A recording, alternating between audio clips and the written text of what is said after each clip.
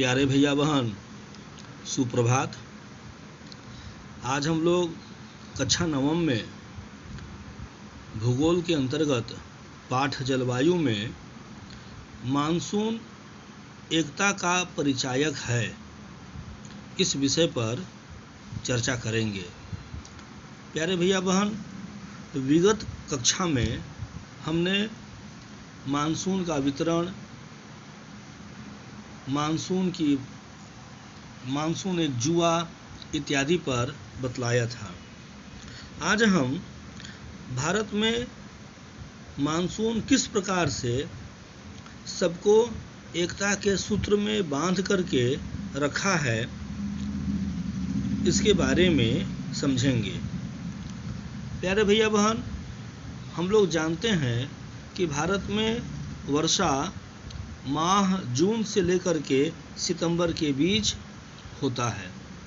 इस समय में भारत में लगभग 85% वर्षा होती है और इसी वर्षा के साथ ही पूरे भारतवर्ष के किसान खेतों में कृषि कार्य में संलग्न हो जाते हैं।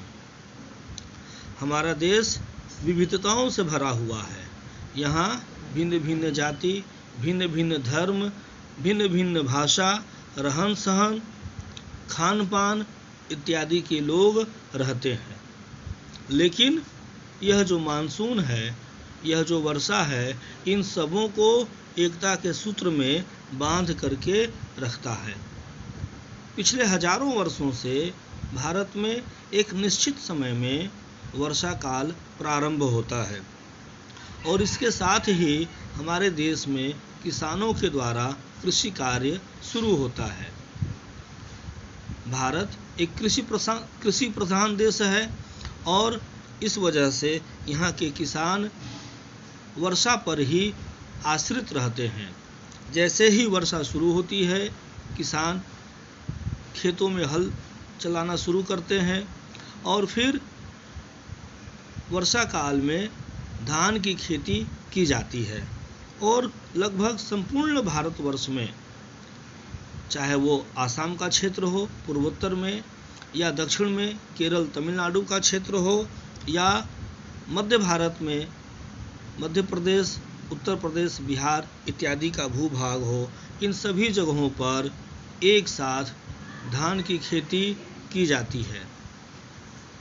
इसके बाद जैसे ही धान की खेती की अवधि पूरी होती है, दीपोत्सव त्यौहार प्रारंभ होता है, दीपावली शुरू होता है और धान की फसल कटने के साथ ही संपूर्ण भारत में दीपावली त्यौहार मनाया जाता है। इसके पश्चात रबी फसल के अंतर्गत शीतकाल में गेहूं की खेती समूचे भारतवर्ष में एक साथ की जाती है। रबी फसल कटने पर हमारे देश में होली का त्यौहार मनाया जाता है और इन बड़े दो त्योहारों से, कृषि कार्य से हमारा संपूर्ण देश एकता के सूत्र में बंधा हुआ है।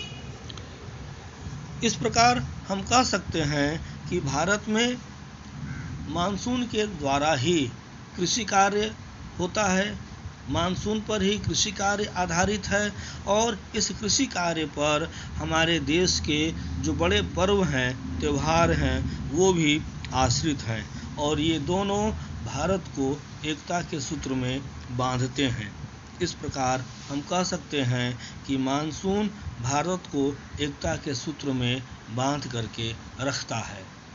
प्यारे भैया बहन, हम उम्मीद करते हैं कि आपको यह समझ में आया होगा कि किस प्रकार मानसून भारत को एकता के सूत्र में बांध करके रखा है।